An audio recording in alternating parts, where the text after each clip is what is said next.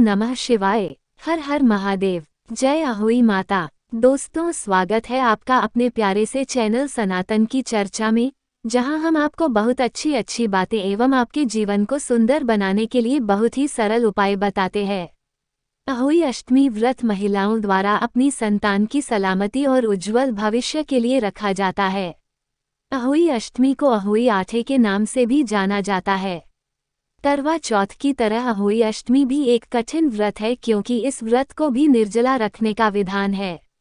इस व्रत का पारण तारों को अर्घ्य देकर किया जाता है। आइए जानते हैं कि अहोई अष्टमी के व्रत के दिन किन बातों का ध्यान रखना जरूरी है। बन रहा है ये दुर्लभ संयोग। अष्टमी तिथि का प्रारंभ 5 नवंबर प्रातः 12:59 पर हो रहा है। वहीं अष्टमी तिथि समापन 6 नवंबर प्रातः 3:18 पर होगा।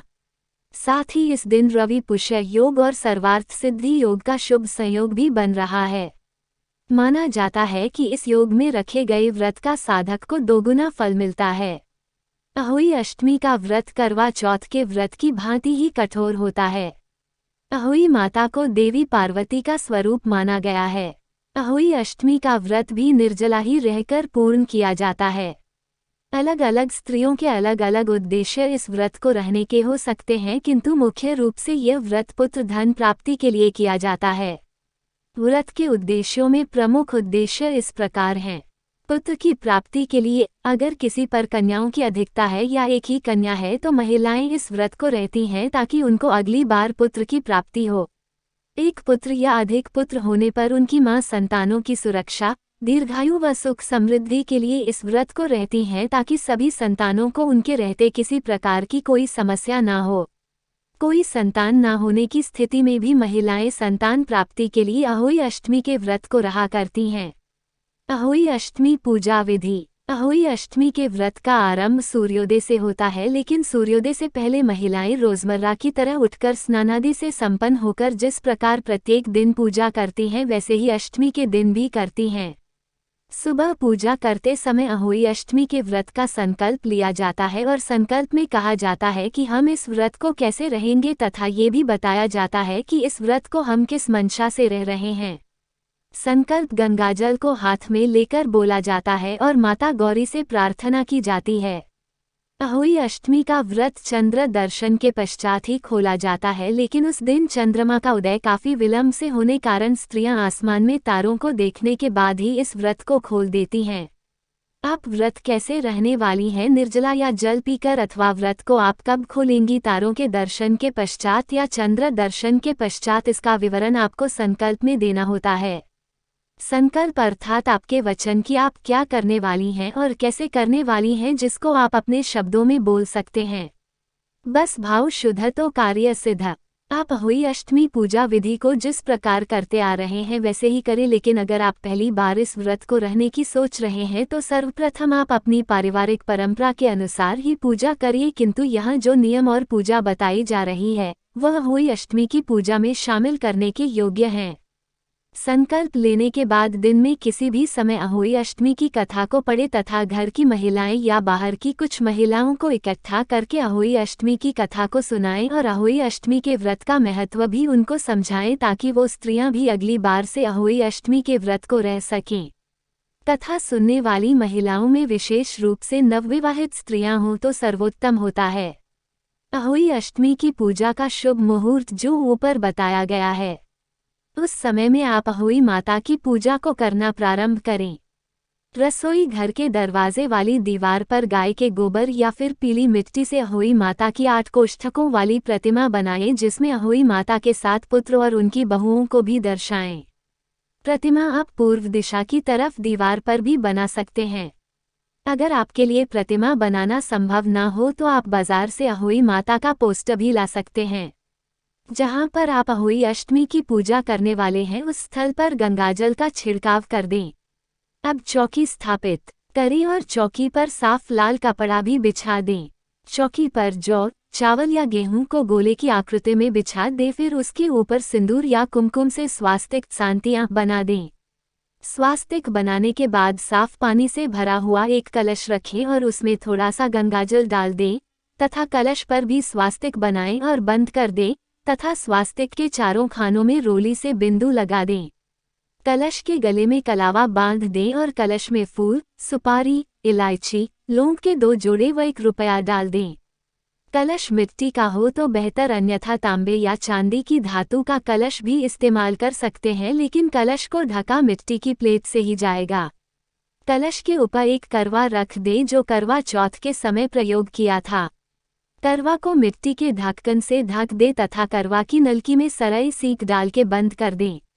सरई सीख जो गोवर्धन पर लगाई जाती हैं तथा होली के समय स्याहू पर लगाई जाती हैं।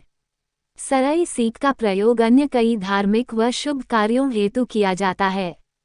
पूजा करने के लिए 8 पूरी, 8 पुआ जो मीठे हों और हलवा का प्रयोग किया जाता है। कुछ स्त्रियां खीर का भी प्रयोग करती हैं। यही खाने का सामान घर की बुजुर्ग महिला को कुछ रुपये के साथ दिया जाता है। ऐसा ना होने पर किसी पंडित को भी आप दे सकते हैं। उपर्युक्त सारी क्रिया करने के बाद अहोई माता की आरती की जाती है। फिर अपनी संतानों को बैठाकर उनको तिलक किया जाता है तथा अहोई माता से आशीर्वाद देने के लिए प्रार्थना की जाती है। कुछ महिलाएं अपनी संतानों को नए वस्त्र पहनाती हैं और स्वयं भी 16 श्रृंगार करके नए वस्त्रों से सुसज्जित होती हैं। चंद्र दर्शन। उपर्युक्त अहोई अष्टमी की पूजा संपन्न करने के पश्चात चंद्र दर्शन या तारों को देखा जाता है। वैसे तो चंद्रमा को अर्घ्य देकर ही अहोई अष्टमी का व्रत खोलना चाहिए, किंतु अगर आप तारों को देखकर व्रत को खोलते आ रहे हैं तो आप ऐसा ही करें। और संकल्प में भी बोला जाता है कि आप व्रत को कब खोलेंगे। करवा के जल को जो कलश के ऊपर चौकी पर रखा था, उस जल का प्रयोग चंद्र दर्शन या तारा दर्शन करते समय उनको अर्घ्य देते हुए प्रयोग किया जाता है। यदि आप चंद्रमा को अर्घ्य देकर अहोई अष्टमी का व्रत खोलते हैं तो अर्घ्य देते समय चंद्रमा को 3 बार नमस्कार किया जाता है। चंद्र नमस्कार मंत्र ओम सोम सोमाय नमः। बड़े कलश के जल का प्रयोग नरक चतुर्दशी के दिन अभ्यंग स्नान के लिए किया जाता है। ऐसा माना जाता है कि नरक चतुर्दशी पर अभ्यंग स्नान करने से नरक में जाने से बच जाते हैं। अगर आप कलश के जल का प्रयोग नरक चतुर्दशी में स्नान के लिए ना करना चाहें तो आप उस जल को अपने क्षेत्र की पथवारी माता पर भी चढ़ा सकते हैं। कोई व्यवस्था न होने पर कलश को जल सहित बहते हुए जल में प्रवाहित कर सकते हैं, अन्यथा तुलसी या अन्य पेड़ों में भी उस जल को दे सकते हैं। अभ्यंग स्नान करने पर ही जल को नरक चतुर्दशी तक रखा जाएगा, अन्यथा की स्थिति में जल का विसर्जन 24 घंटे के भीतर ही कर दिया जाएगा। अहोई अष्टमी व्रत कथा। बहुत समय पहले की बात है। एक गांव था जो चारों तरफ से जंगल से घिरा हुआ था। उस गांव में एक बड़ी ही दयावान महिला रहती थी जो प्रत्येक इंसान की सहायता करने को तत्पर रहती थी। उस महिला के 7 पुत्र थे। दीपावली का त्योहार नजदीक आने पर महिला ने कार्तिक महीने के किसी रोज अपने टूटे फूटे घर को सुधारने के बारे में सोचा और घर की मरम्मत के लिए जंगल से मिट्टी लेने चली गई, जिससे कि घर को पुनः अच्छी तरह लीपा जा सके। जंगल में मिट्टी खोदते समय उस महिला से भूलवश एक शेरनी का बच्चा मिट्टी खोदने वाले औजार से ही मर गया था। उस बेजुबान बच्चे की हत्या से वो महिला बहुत दुखी व अपने आप को जिम्मेदार मानकर बहुत ग्लानि महसूस कर रही थी।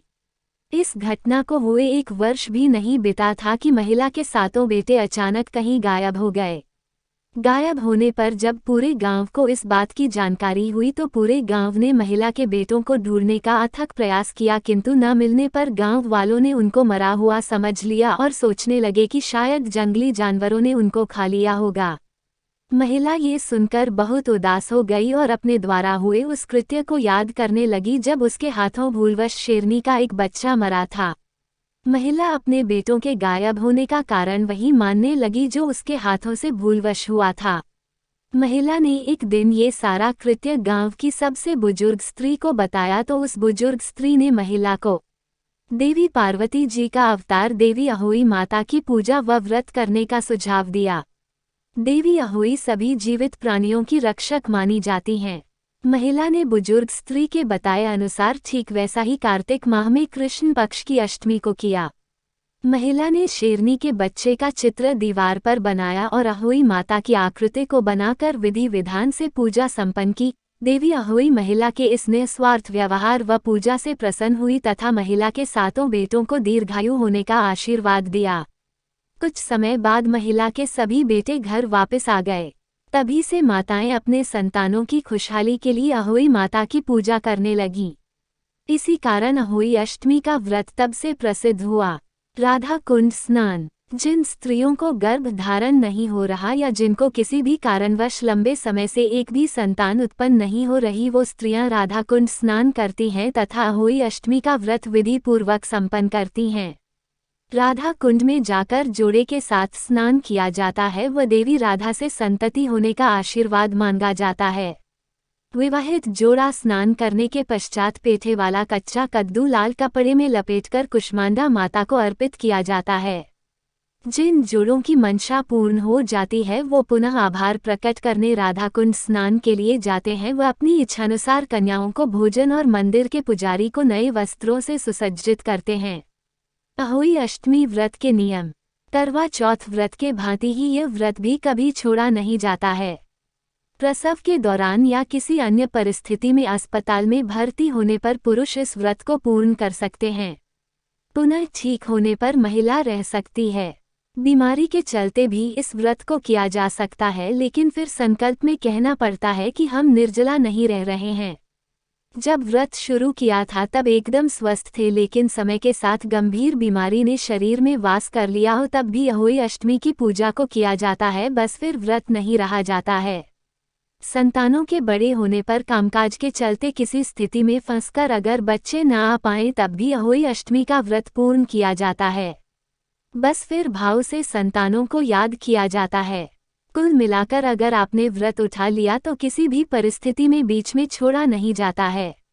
चाहे आपको अपनी संतानों से कुछ लाभ हो अथवा नहीं, स्त्री अगर किसी वर्ष नहीं रह पाती है तो पुरुष को यह व्रत रहना चाहिए। पति पत्नी को एक दूसरे का अर्धांग इसलिए ही कहा जाता है क्योंकि जीवन का निर्वहन करने में दोनों एक दूसरे के पूरक होते हैं। तो दोस्तों, अगर इस वीडियो में दी गई जानकारी आपको पसंद आई हो तो वीडियो को लाइक करें, कमेंट करें एवं ये जानकारी अपने दोस्तों के साथ शेयर करें ताकि उनको भी इसका लाभ मिल सके, और साथ ही कमेंट में जय अहोई माता लिखना ना भूलें। हर हर महादेव। जय अहोई माता।